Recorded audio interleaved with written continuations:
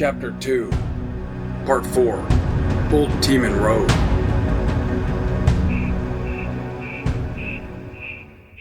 I'm out here alone, floating up over the top of the glittering road, with the eerie hopper song all around me.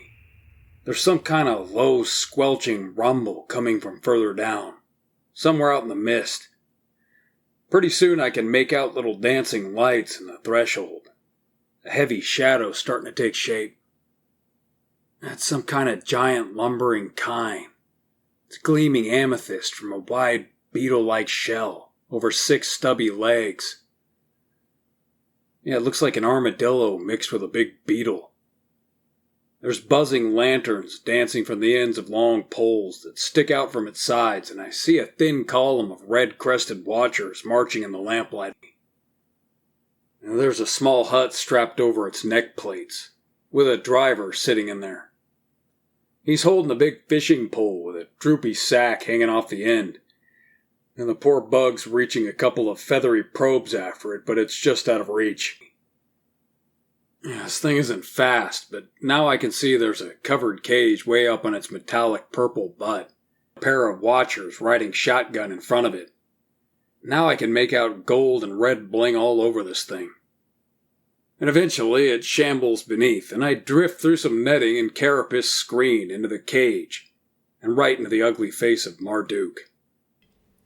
Looks like he's taking a nap, and the other 3 prisoners are pressed against the far end of the cage, as far from him as they can get. The sound of the misty jungle and the gentle rumble of the kind's forked toes snaking through the muddy gravel paints a false calm. The hypnagogics start, and Marduk's thoughts are spiking in my head. I can hear a familiar mantra. Focus. Focus. I guess he isn't sleeping. His mind's in a dark place, but he keeps dragging himself back to the present with that mantra, keeping his senses alert.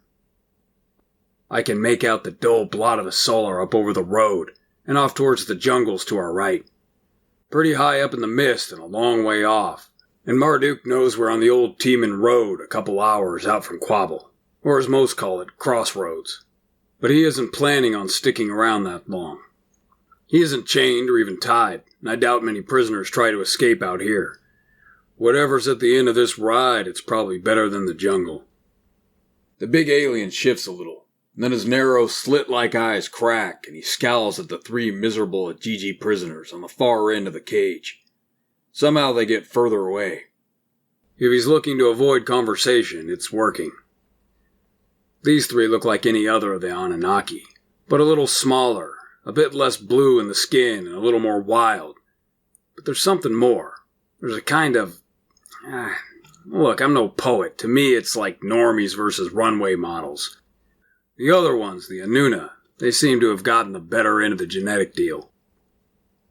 Marduk turns his eyes on the Triarch watchers below, and then grunts and shakes his head a little before leaning back against the panel again and turning his ears back to the jungle. The watchers look on edge, and I get it. When I look out into the ghostly boughs of the jungle beyond the slashed and burned roadside, it makes me on edge too. Maybe 50 yards between this cage and whatever might be waiting. I don't know how fast these things move, but I'd hate to be one of those watchers. With Marduk's sensitive eyesight, I watch a burned landscape dotted with ash piles and orange fungus slowly sliding by.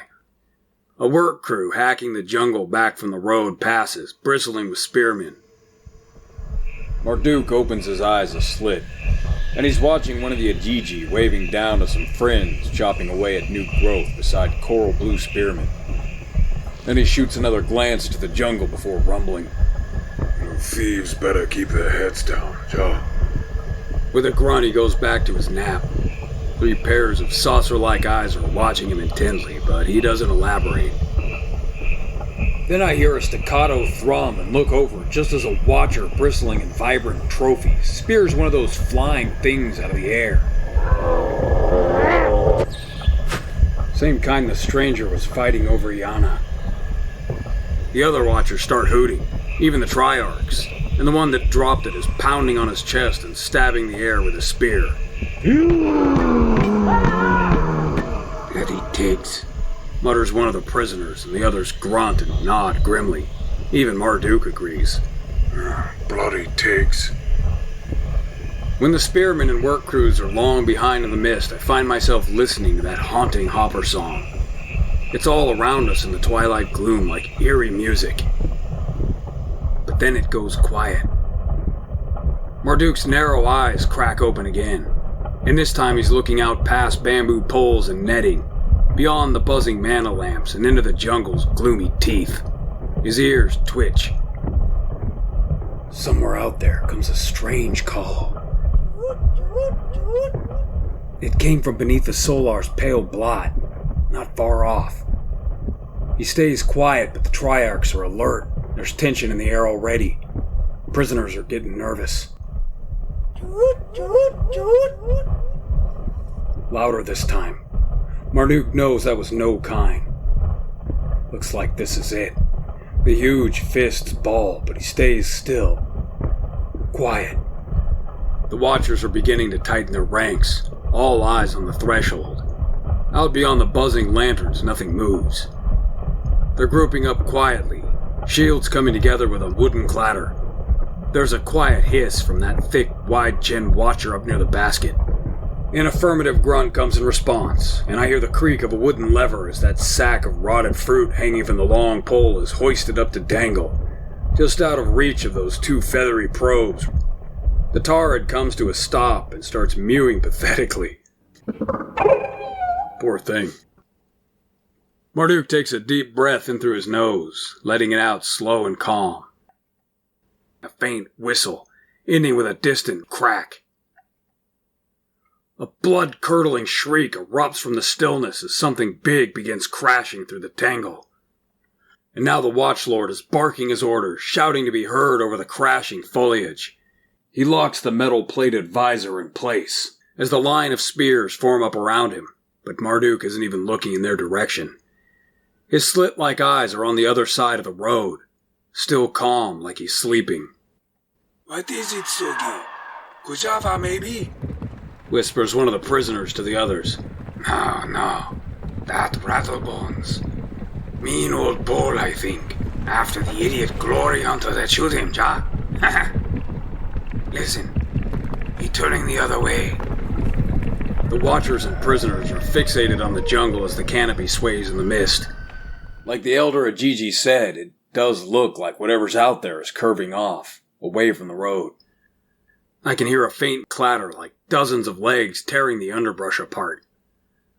The scruffy one grunts, satisfied the thing's heading off after whatever was dumb enough to shoot at it. Then a shockingly loud flapping shriek erupts from the jungle, streaking out over the clearing and the Triarchs to punch into the Taurid's shell.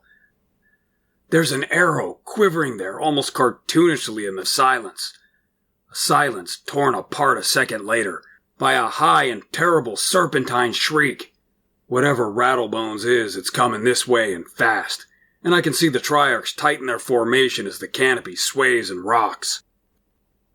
The cage starts to buck as this Taurid thing begins mewing fearfully. It lowers itself down to the ground, tucking its legs and blunt armor-plated head in close to its huge pebbly shell like a six-legged tortoise. All eyes face the approaching horror. Only Marduk watches the other way. He doesn't see as a sickly green glow begins to build in the blackness of the swaying brush, or the first glimpses of a sleek black shell begin sharpening in the mist. But then I feel him tense. He hasn't moved a muscle, and I think he's pretending to sleep, but he's as taut as a bowstring.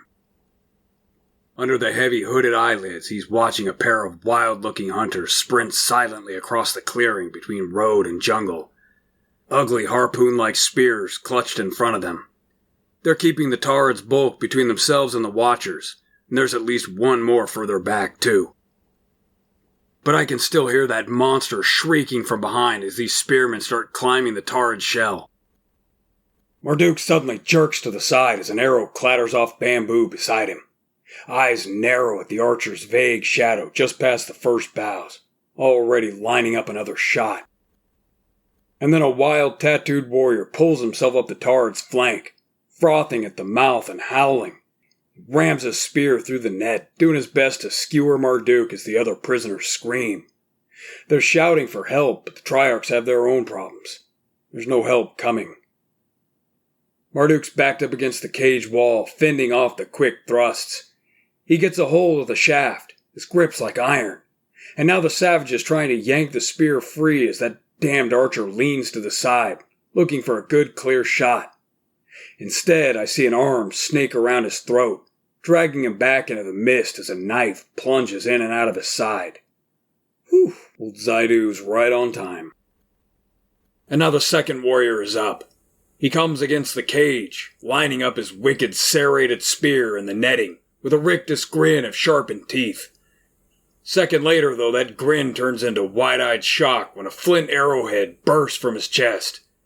The force of the blow sends him into the net, where Marduk's giant fist smashes into the painted face and sends him tumbling from the Taurid's back like a rag doll.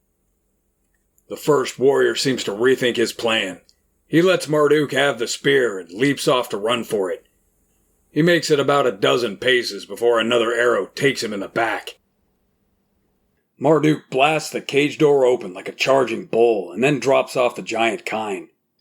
For some reason, I'm not following as he sprints for the tree line. My vision darkens as the connection fades, and I can only see him vanish under the ghostly boughs beside a smaller, shadowy figure. Psst, Tom, do you remember that thing laid up over the bar back in Port Teeman? Then comes another hideous roar that makes my hair stand on end, and I turn to watch as a massive black-shelled serpentine horror comes zigzagging across the narrow clearing. Yeah, it's that thing from the cornered crab. That one was a baby compared to Rattlebones. This thing's gotta be 35 feet long, and I feel a deep swell of pity for these watchers.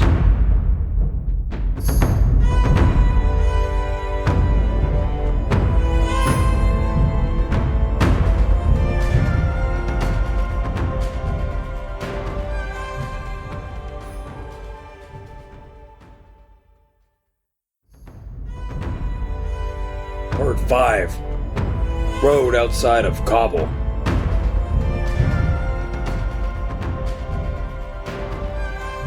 The Triarchs moved their shield formation in response to the Watchlord's commands, quick and clean, and within heartbeats they make an inverted wedge like a chevron and hunker down preparing to fight this thing. Dozens of short spiked legs run the length of its serpentine shell. It's a glistening metallic black that reflects the purple mist like a mirror. Its length is sprayed in brilliant green patterns that glow with a bright phosphorescence. Long emerald horns curve backward above two bulbous black eyes. The Watchers stay low and quiet behind their shields as it draws near, but not their Watchlord. Pyr steps out in front of his men like he's going to fight this thing by himself.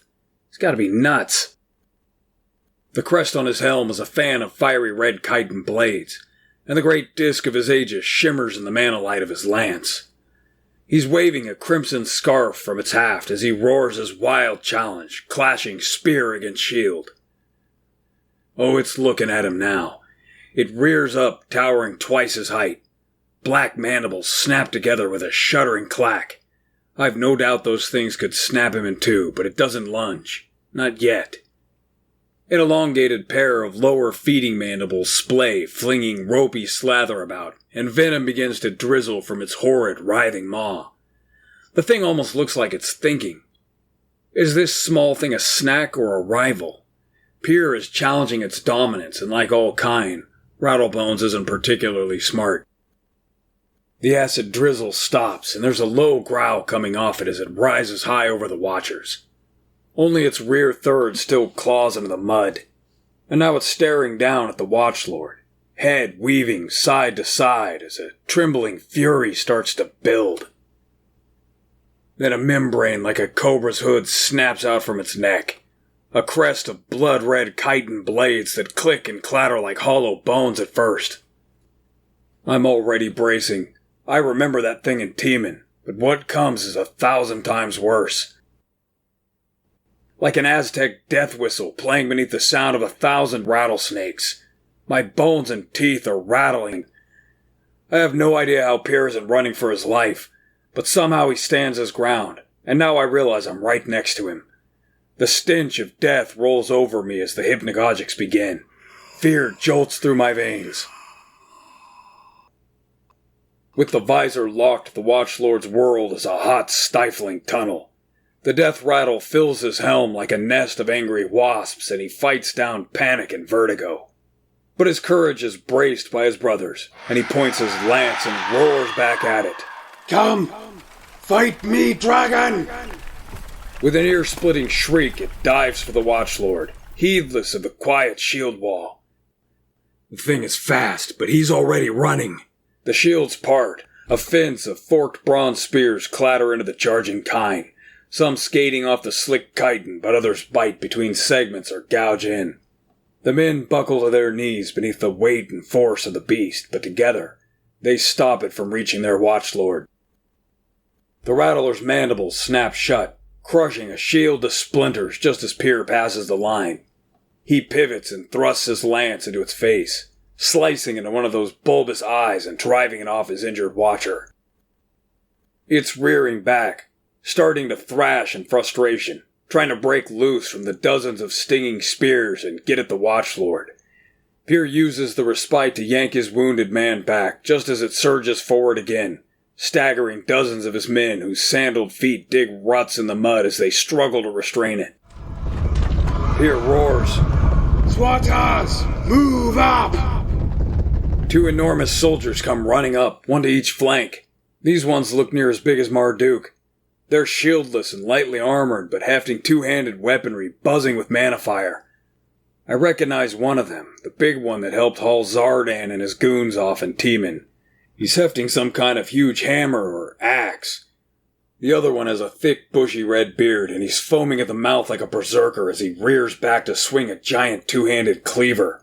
The thing is ridiculous. A sharpened beam of bronze. These are the Swatters, the squad's bug killers. They start dishing it out. Big, crushing blows along the back of the serpentine body. The first impacts crack with mana, causing the thing to jolt. Its attention is torn from the Watchlord to the Swatters. And though their rods are spent, the heavy weapons begin to break through thick shell. Twisting violently, it tries to shake off the thicket of annoying spears, but they've already begun chopping deep into its innards. Each heavy blow flings broken bits of chitin and hot, reeking ichor. As the Rattler's serpentine neck twists back, getting desperate, Pyr lunges out with his lance, driving the tip toward its head in an attempt to recapture its attention off the big warriors. Holy shit, it takes the bait. Scythe-like mandibles snap shut with a loud clack, and Pyr barely gets out of the way. But the bright green tip of the left mandible glances off the wrist, and I can feel a sharp pain there. Well, this thing won't be biting anything else. The big red-bearded swatter shears through its deadly mandible near the base, with a swing of that thick cleaver. He's howling like a lunatic as the momentum of the swing sends him tumbling off balance. But with a shriek, the kine flails its body violently, dragging the watchers on its left flank off balance, and forcing the right to dash back or get crushed.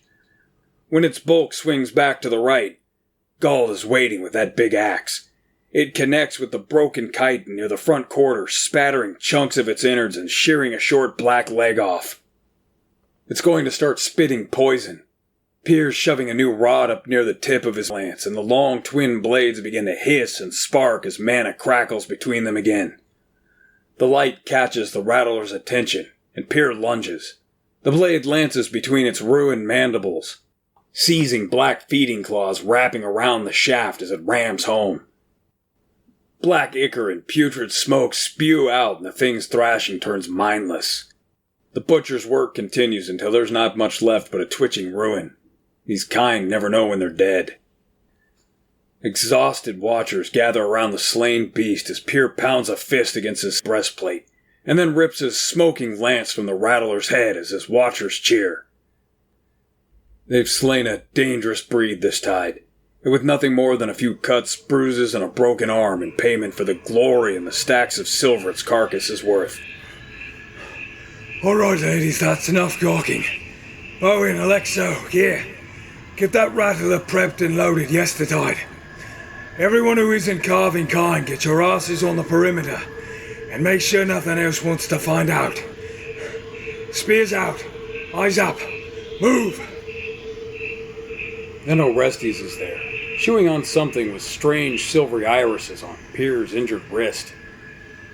In the dim light I see tiny gemstones or kind chips embedded in his face, along swirling tattoos, and he spits a green paste into a leaf filled with what looks like honey and some other smelly goop. A glancing blow maybe, but a dangerous one. The mandible skated off one of those impervious strips of quicksilver-like metal, gouged a line through the leather straps below. Pierre's more worried about the armor. None of the precious strips are missing, and he's thankful for that. The ancient metal these people call anbar is rare and irreplaceable. Then I notice the Watchlord's attention is on that strange arrow sticking out of the tarred shell. A dark bearded watcher is coaxing the shy kind back to its stubby legs with flattery and spoiled fruit. Let's go, pretty, on your feet. Have some nice fruit, then, beautiful. In the rumbling motion, I can hear the blades clacking gently. A screamer. Who pulled that rattler our way? He mutters, eyeing the arrow. Orestes doesn't take his eyes from his work, but he whispers, Saidur, maybe. Looks like he came from Marduk. The name hits Pierre like a smack across the face, and his gray eyes squint over to the cage. The vein in his temples already pulsing. Even as Rattlebones' big head is lashed to the turret, he sees the broken cage door swaying gently on its lashings. 3 terrified thieves, sitting quietly within. Shale. A few more moments and the watchers are ready to march. But then one of the men is calling over. Watcher! Men down! He makes his way to the perimeter around the side of the turret where the big red-bearded swatter is standing over a pair of bodies. Looks like Marduk had company. The big warrior looks a little nervous. These are Anzu hunters, I'm thinking. The Watchlord nudges the corpse with his toe and grunts in agreement. Jagura spider tattoos, face paint, sharpened teeth. No colors, but Pierre agrees. These are Anzu hunters. Both bodies have arrows in their backs, but they're looking at the one Marduk got. Face is smashed, nose flat, jaw busted. No surprise here, but Marduk hits like a truck, and there's a good chance he'd have killed this guy with that punch, arrow or not. Anzu sent a squad for Marduk. Why? We were already bringing him in, mutters Uriel. Pierre doesn't respond right away. Of all the dark possibilities swirling around his head, he says, who bloody knows? Trying to worm their way back onto the wheel? They probably smell blood and think the House of Seven is going to be vacant soon. The big warrior looks at him skeptically. We need to get our asses back to the Anonoth before they turn out to be right. And then I realize, he doesn't know.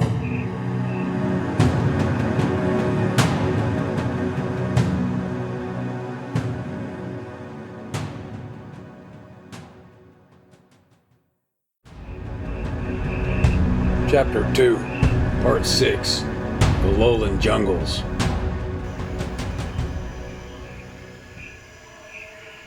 The column of Triarchs is marching now, and the Watchers are in high spirits, passing a jug down the line despite distant thunder and drizzle. A young, handsome Watcher is taking his time with it. Hey, pretty boy, hurry up and pass the juice. Relax, old man, I'm coming. Hey, no drink until crossroads. The big swatter Galt growls, and the men grumble. Oh, come on. I tell you. Oh, shut up, tiny goat. Pierre listens absently. He hasn't broken the news yet, but they won't be drinking in Crossroads either. It's a quick nap and then a hard march to Iana. He's hoping to be on the Red Hill in time to meet with Gunder before the Ashar, and he still has no idea that it's too late. I can tell he's got some troubling things on his mind. Why would Anzu want to collect that writ so badly? Reputation? Coin? Could Marduk have done it? He's been trying to work out the math. There was maybe a 15-hour stretch where the big outcast was out of Pier's sight. It sure seems unlikely. But then I find myself backing away from the Watchlord, and the world goes dim again as his thoughts and memories evaporate like smoke.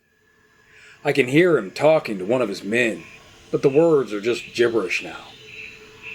Anga's armies broke pretty good, but I think kita katon to shakata. Ja, ito ho hanaka hitie. Ieta hanahoda. I'm crossing the roadside, headed beneath the first long branches, and glance back one last time at the chattering Tari before the dark jungle closes around me, and the dim purple light goes out. It's almost black in here, and I'm moving fast, whipping past patches of phosphorescence, tangled brush, web.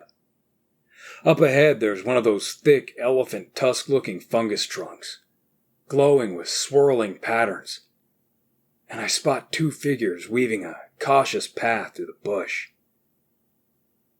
There's almost no sound in here. It's like the darkness just swallows it. These two are sliding past a tangle of skinny green mushrooms, each a few feet tall and giving off green light. It's Marduk, and he's scanning the underbrush, but I notice he keeps more attention on the small hunter ahead of him than on his surroundings. So this is Zaidu. He's thin and wiry, moves low and silent with a short spear held close and camouflaged head to toe. I only spot the bow and arrows because I've seen that trick before. Long dark hair falls down around a thin, gaunt face, painted in browns and greens. He stops frequently to listen and watch like the wild hunter did when I first reached the city. Marduk follows his lead with an instinctive ease.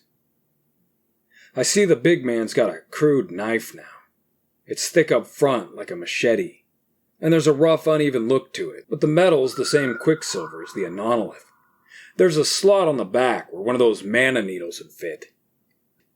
And then I realize I'm right next to him again, and the hypnagogics start jolting my senses. Focus. Focus. The change that falls over the jungle through Marduk's eyes is incredible. From blind darkness to a vibrant landscape with twinkling light and color, where every movement sparkles.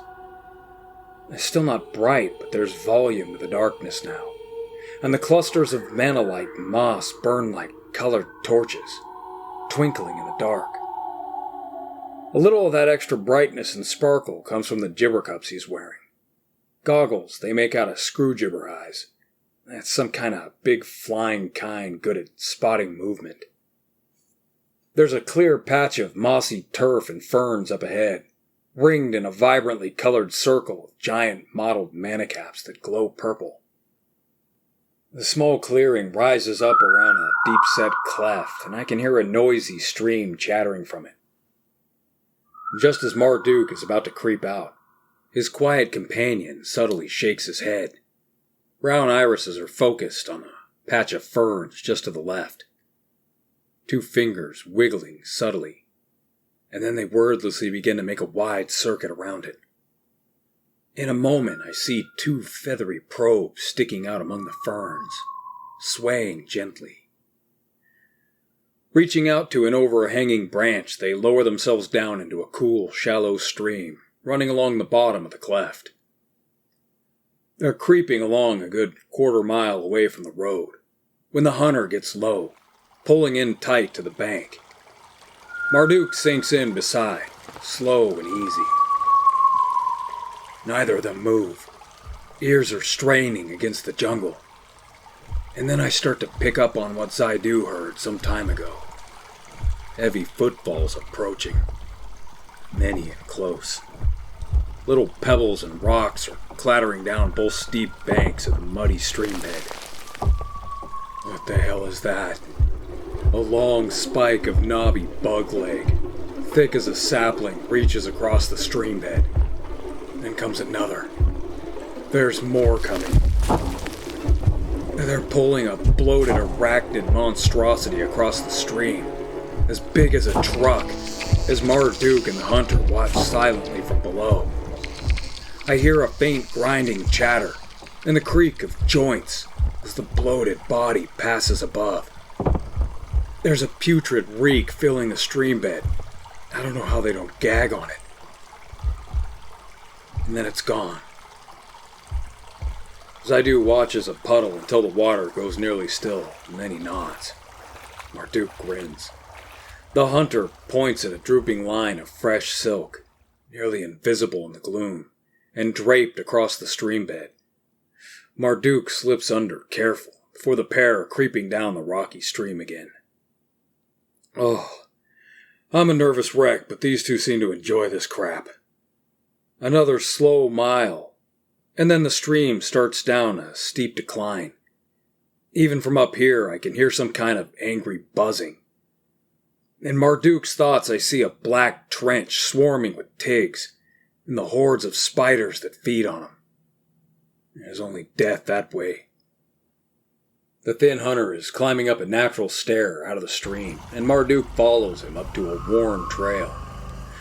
We're cutting across the Solar now, parallel with the distant road, down a hilly stretch of thick trees and only sparse underbrush.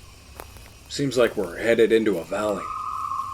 And then comes a subtle hiss from the hunter, and Marduk's guts turn to ice. Anything that scares that one is worth paying attention to. This is a warning reserved for only one species of kind. A Batu. The apostate slides silently into the cover of an uprooted stump, crawling in fat green worms. The stealthy hunter eases into a shrouded vantage not far off. Marduk watches him while his ears strain.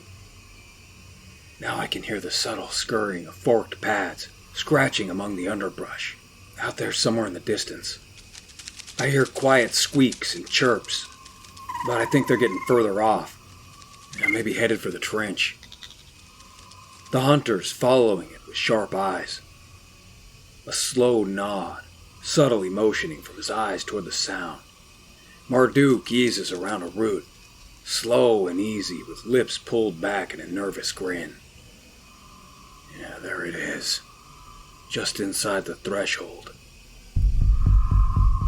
It's a deep purplish brown, dog-sized, but with 4 skinny long legs bowed like a spider's. There's a pair of short arms up front, tucked under a big triangular head. Ugly-looking mandibles, and a stinger too. But the worst part is the expressive quality of its face parts. It's creepy, like this thing can think. I recognize it. This is one of those monsters they were burning out of the Anonolith in that flashback. And then they get some bad luck. A distant outbreak of noise rattles through the canopy.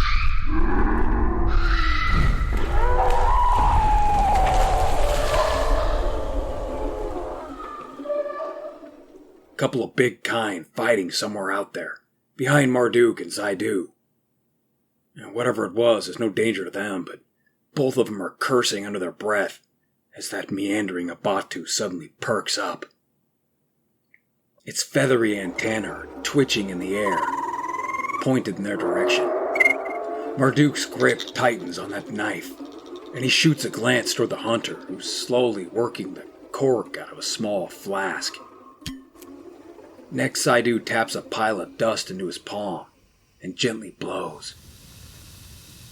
The Abatu scout perks, rising higher on its long forelegs, as if tasting the air, before it begins to scurry their way. Soon several more appear out of the mist, headed this way too. Still, Marduk and the hunter don't move, even as one of those fat green worms begins to climb up his leg. The giant doesn't even breathe. Less than 200 paces away, the thing stops. Its feathery antennae twitch and flick, and then all of them turn and scurry off toward the trench. Marduk's nose picks up on the scent of ochreous mana spore. It won't hurt them like the living spore will, but it's usually enough to make them piss off. Usually. Marduk eases up to his feet, and both men pass looks. Then Zaidu pops the head off that fat green worm climbing the big man's leg and drops the stubby body into a sack for later. Those are particularly good, apparently, and Marduk's stomach is rumbling. Now they're off again, but Marduk's looking over his shoulder a little more often now. I can feel the nervous energy coming off him. In his mind, I see swarms of them pouring over the hill like a flood. All it takes is to get spotted by one, and every last one of them knows right where you are. The two follow the broken path for a couple slow, cautious miles, taking cover again when an old friend crosses their path. I catch the glint of gold up ahead and see a massive bulk rooting through a copse of tangled trees. It's one of those behemoths. It's easily twice the size of a Tauren, and the huge gold disc over its head looks like that sun I've been seeing plastered on every surface in the Anonolith. And now I get it. In a world where there is no sun, that thing is the king of the jungle. As it stomps off down the hill, I can feel a warm fondness coming off Marduk, like the thing's a friend, though I notice he's staying well out of sight. Who told Mushi? He whispers fondly, but even that gets a dirty look from the hunter. Down a short dip and into a calm valley, the pair soon catches first glimpse of their destination, the biggest tree I've ever seen. Mist is pretty thick here. I can only see a silhouette of the lowest branches in the threshold up above. And then they're both climbing a uneven plank ladder that's been hammered into a narrow rut. It meanders up the twisted trunk through thick vines and tangled thorny branches until the ground is lost in the mist. As the big one pulls himself up the winding rungs, I start to see dim lamplight out in the mist. There's some soft music on the air, too. Home sounds. Food cooking. It's quiet, but I can see there's some kind of camp or settlement up here. We've reached the underside of a wide platform of lashed logs, hanging in a snake's nest of vines. Marduk reaches off into the tangle, and then pulls a cord, unlocking the heavy trapdoor above. Home sweet home. He pushes his way through, and the thin hunter follows. At last, both can breathe easy.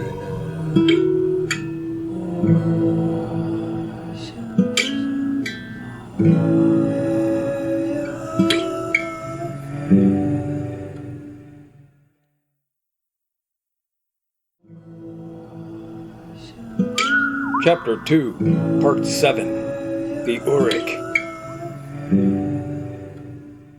Marduk pulls himself up into a wide platform in the crook of the tree's trunk, where half a dozen thick branches curve up deeper into the mist like giant snakes. He waves up at a misty figure off in the threshold, on a neighboring platform. It looks like everything's secure. Zaidu's already checking around the place anyway. Marduk shakes his head. There's half a dozen Ashari in this part of the jungle, and a Solarid claims the forest floor below. He isn't worried, but the Ashar's always careful, always patient. Yeah, this place is really something. It's a little chaotic. It looks like a stack of bamboo and kind huts, running up the thickest of the main branches like a staircase. Everything's under steep tarred wing roofs, and the walls are heavy vine-choked net over a bamboo frame. I can hear a low chanting out in the mists. Some kind of guttural throat singing. Another voice answers it from some platform a little further off. Usually this is a kind of prayer they send to the dream world where this Anu used to live. The songs reach deep into the dreaming, calling to their god, to remind him of his children. A song they've been singing since ancient times when they were hidden beneath the waters from Abaddon, who eats everything, At least according to Zaidu's people, who still practice the old ways. Most of the havens have their own beliefs, and none of them agree on much, though the Archon and his celestial prince prophecy seems to be the one most of them agree on. The one thing they all believe is that there are people in exile. Some say they were banished, others say Anu hid them for their own protection, but all recall a war in Celestia when Anu and the all-consuming beast Abaddon contested for the fate of the Anunnaki. Suddenly that snake made out of ashes and smoke pops in my head, the one I saw back in the brass lamp when this whole thing started. Well, one way or another, their ancient ancestors found themselves hidden away in this mist-shrouded hell they call Aratta. Uta Hadrahi Indra, roughly translated, out of the pot and into the fire. Anyway, that's enough history. The chants are also a simple kind of language, and right now they're just gossiping. Soon, though, it'll fall on the old Shard to pass along the grim news. Now, two of their own won't be coming home again. Marduk is stretching his arms and breathing deep, and then he glances over toward what looks like a cluttered tiki bar dressed about the same as his ship was, minus the shrunken heads. This one's got a glitzy green emerald hopper leg across the bar with a funny-looking hairy bug head with big eyes and a long pipe sticking out of its mouth hole. And they got some kind of party hat on him. Oh, what's on the tap today, Gooch? Marduk plucks up a goad from beside the trap door, swats a tig off the nets with it, and then makes his way to the bar. He's running a hand over the emerald countertop, and his eyes close a long moment. Unwelcome thoughts. Flashes of beautiful red hair. Goss is jabbering on about taking the queen to the far shore. You want the good stuff? Across the water, I'm telling you. Reams of silver. Marduk's eyes close and he takes a breath. Focus. Focus. He reaches for one of the clay pots on a shelf and jerks a wax-sealed cap from it, before pouring an amber liquid into a glistening emerald mug, etched with a character that roughly translates to, "Don't touch." He sinks into a deep woven net chair, hanging from the thick bamboo rafters, and takes a long pull.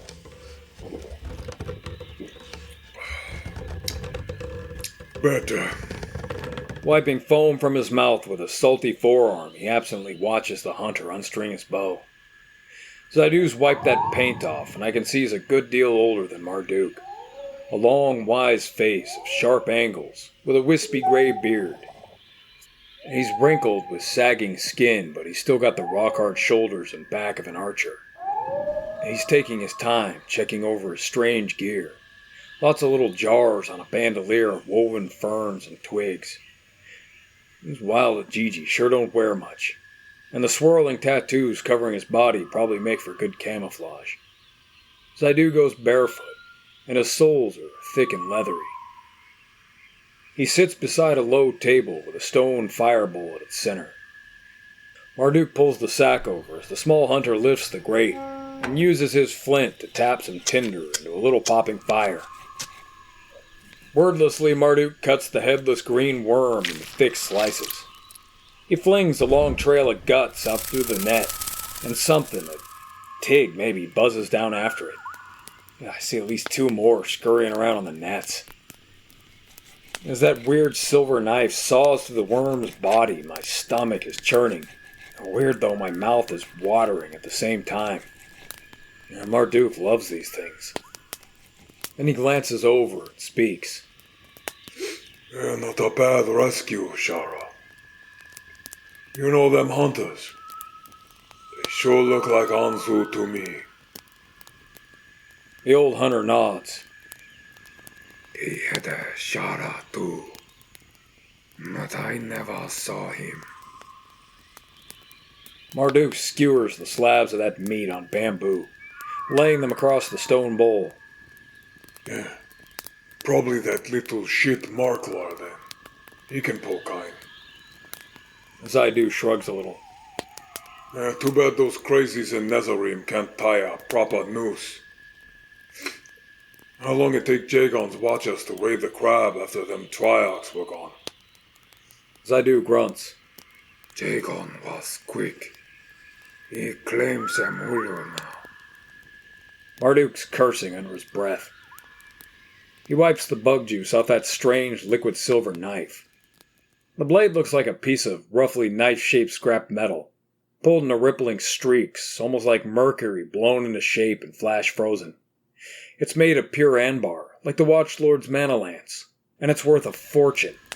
But compared to whatever it is this Jagon character just swiped, that's a bauble. Marduk's not happy about it. Can I get the queen out?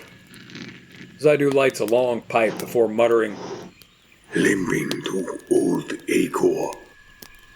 Did you get them on board? He doesn't say her name, doesn't think about her. The hunter nods, then blows a puff of pungent smoke, fanning it over himself. And this Zaidu is a stoic one. He might seem at peace to most, but Marduk knows him well. He's grieving for Goss and Bez. There's few enough that choose the old ways, and they were a tight group, a family. Zaidu pinches a little salt over the meat, and it's starting to sizzle and turn pink. So where did Onzu get the money to buy a watchlord these times? Zaidu shrugs a little. Probably one of those skin on the wheel. Always plotting. The old hunter tosses him a hunk of strange bread. Well, no, it's a slice of spongy fungus. Marduk's eating the meat off a skewer, and I can almost taste sweet crab. Spicy, but wow. Zaidu's watching it, puffing softly on that long pipe. He's thinking. His uncle chose the jungle over the havens, the old ways, and was spared the spokes of the wheel for it, when the rest of Marduk's family was not. Only those who take their time and think survive the green grinder, and there's few enough of them. Zaidu's age alone is a testament to quiet wisdom few will ever know. He's never quick with an opinion, so he doesn't say anything. Okay, Shara, you think about it. I tell you what, I'm gonna go jump in my sack until first march. Then I'm going to go smack the piss out of Jagon until he gives me my stuff back and tells me who set us up. After a moment of frowning, Marduk adds, And then I'm going to go get my little ninty out of that tower. You going to help or what? The old Ajiji sighs. A man of peace, Zaidu wants no part of any conflict. But Marduk will be hunted now. A tower-trained swatter, the Solarid son, was never known for playing defense. The elder nods a little, more to himself, and then offers a quiet response. This will be a path of sorrows, my brother's son. But where you go, I go.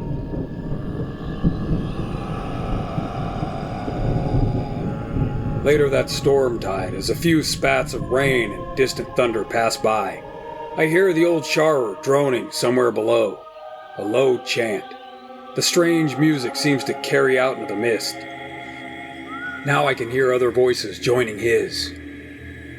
We're out in Marduk's bungalow, like an A-frame gazebo with thick bamboo beams draped in a net around a wide balcony overlooking the rest of the Uruk.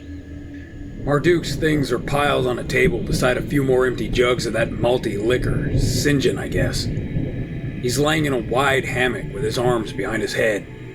The headband's on the table, and I see the solar tattooed in the middle of his forehead, but this one's dark and rough. Looks like it got burned into his skin with a hot brand. The bamboo beams creak under his weight as he stares up into a pearlescent ceiling. It's reflecting the mana light out in the mist as they twinkle and pulse. He's trying to keep his mind on the next tide instead of the last one, but Zaidu's song makes it hard to forget. This is nothing new for Marduk. He's getting good at keeping his mind from the dead. You just focus. Focus. Focus. Marduk's staring at his unnaturally large hands. The silver beds and their magic sleep change you. call to you, a portal to infinite worlds, infinite lies. There are times when he aches to go back. Out here, the dreams are wild, natural, as I do would say. But sometimes he wishes things had been different. Sometimes he'd prefer the lies. Out of the silver beds, his dreams control him. Plain old nightmares. A nightly mirror to remind him of all the things he used to have. And then he falls asleep, and I go with him.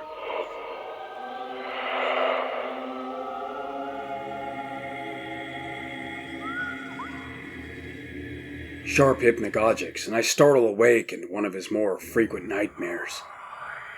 I'm in the dark with the sound of Marduk chanting in a low, guttural voice.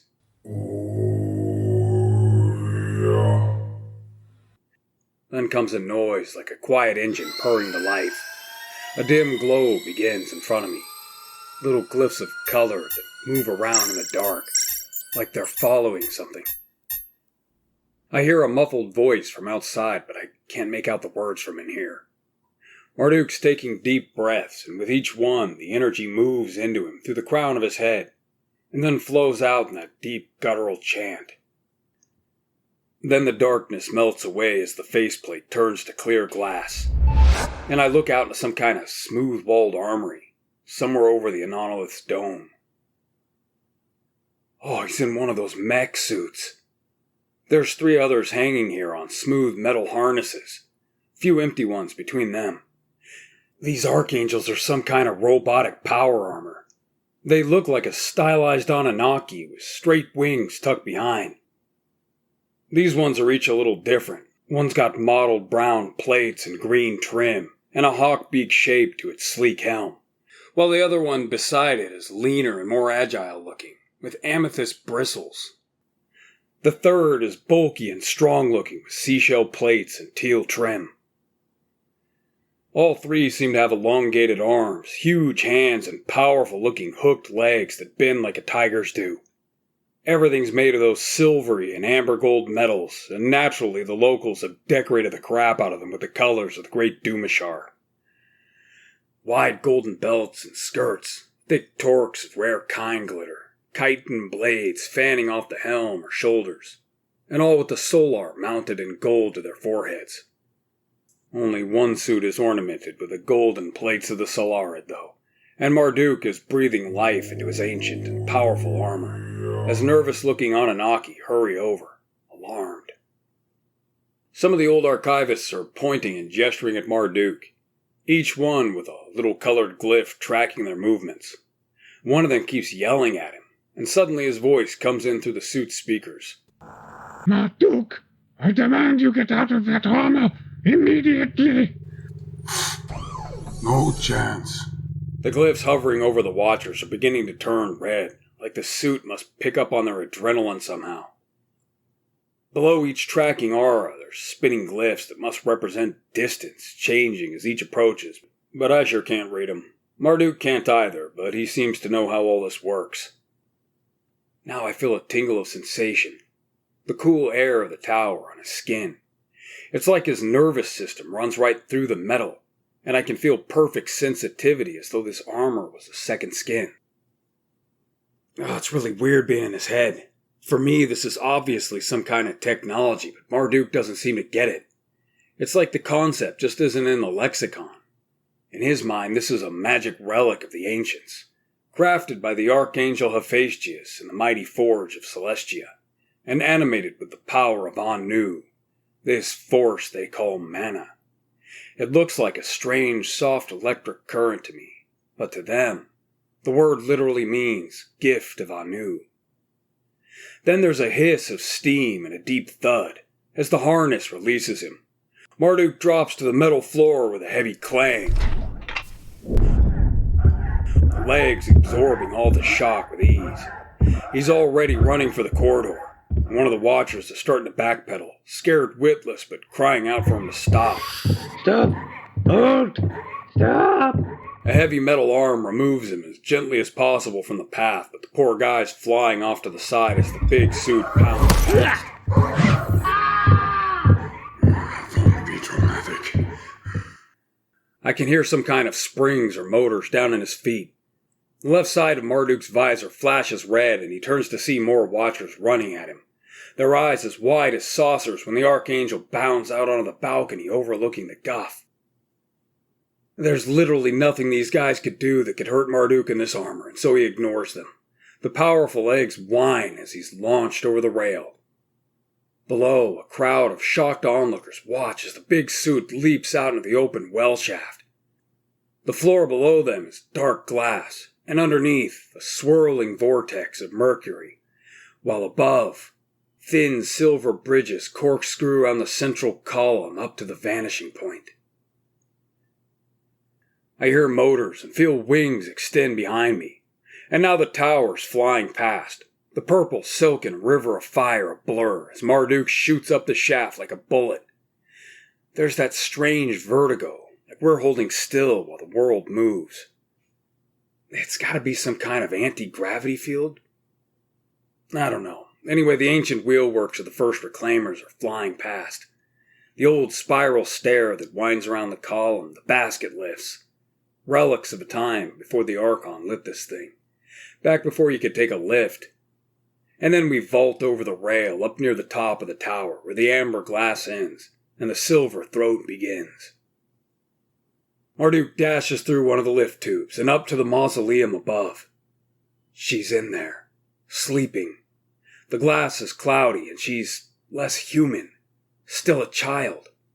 There are offerings all around the monolith, the Great Mother's totems surrounding her. I'm coming, Minty! His voice booms from the armor. The terrified honor guard are stumbling over themselves, and he's charging straight for the monolith. Stop him immediately! The Indris Nicodemus is screaming at the men. Marduk swats the first one as gentle as he can, and then tosses him aside as he snatches the spear thrust of the other. The shaft snaps like a matchstick in those thick metal fingers. Jeez, these robotic hands are twice the size of Marduk's and move with perfect dexterity. The Indris has his ansile up, but he isn't using his power. Anything he could throw that would have a hope of getting through this armor, not to mention Marduk's own powerful ansile, would probably destroy the monolith. So he goes after the mana instead. Marduk is jerked into that dream. There's some kind of connection between them, and it doesn't last long. There's a loud snap, and the plump Indris screams and lands on his butt. Marduk's leaping on the monolith, trying to wrestle those hard fingers into some seam or place he can grip. He's considering breaking the glass, desperate to get her out of this damn thing. He can see her face in there, as if he wouldn't know his own little ninty anywhere. But then he's jerked back into the dream. I feel a feminine presence in here, and then another. Pretty soon he's connected with all 7 of the virtues. They're huddled in the corner, combining their power to overwhelm him, and it's working.